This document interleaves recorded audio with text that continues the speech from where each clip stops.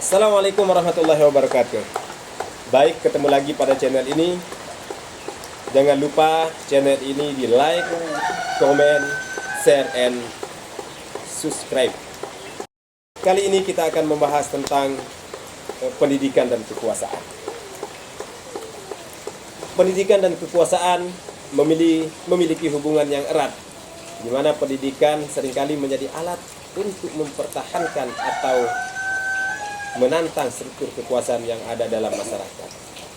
Dalam konteks ini, pendidikan bukan hanya sekedar proses transfer pengetahuan, melainkan juga mencerminkan nilai, norma, dan ideologi yang berlaku dalam suatu sistem sosial. Teori kritis yang dikembangkan oleh tokoh seperti Paulo Freire berpendapat bahwa pendidikan dapat berfungsi sebagai alat pembebasan atau sebagai instrumen dominasi, tergantung pada siapa yang mengontrol sistem pendidikan dan bagaimana pendidikan itu dirancang. Pendidikan dalam banyak kasus berperan dalam memproduksi dan memproduksi kekuasaan. Misalnya, kurikulum pendidikan seringkali disusun oleh kelompok-kelompok elit yang berkuasa, yang memiliki kepentingan untuk menjaga status quo.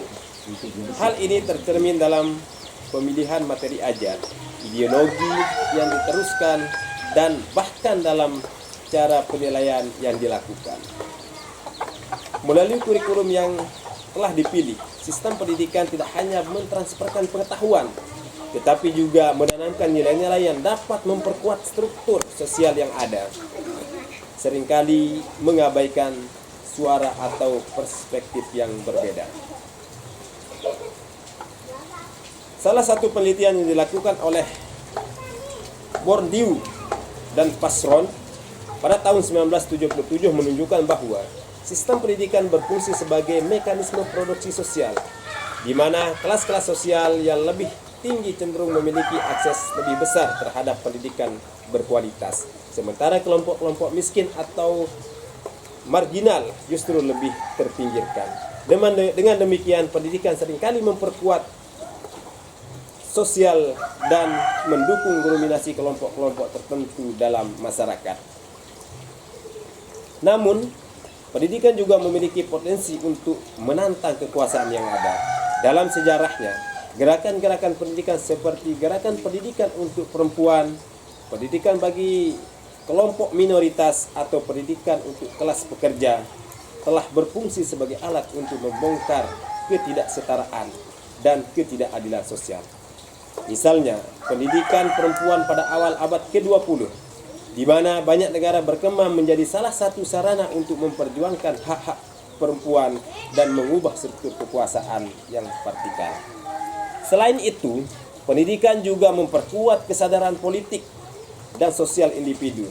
Berdasarkan penelitian oleh John Dewey, pendidikan yang berbasis pada demokrasi dan partisipasi aktif dapat memberikan ruang bagi individu untuk mengkritisi dan menantang berbagai bentuk kekuasaan yang tidak adil. Dengan pendekatan pendidikan yang kritis, individu tidak hanya menjadi penerima informasi, tetapi juga agen perubahan yang dapat berperan dalam masyarakat untuk memperjuangkan keadilan sosial.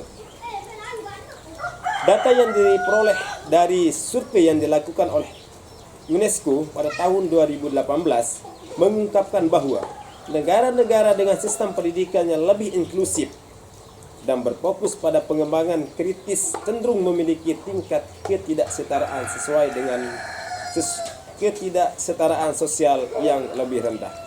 Hal ini menunjukkan bahwa pendidikan dapat menjadi alat untuk mengurangi ketimpangan sosial dan mendukung distribusi kekuasaan yang lebih adil dalam bermasyarakat.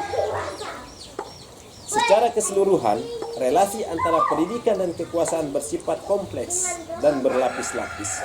Pendidikan memiliki kekuatan untuk memperkuat atau mengubah struktur kekuasaan, tergantung pada bagaimana sistem pendidikan itu diorganisir dan siapa yang mengontrolnya.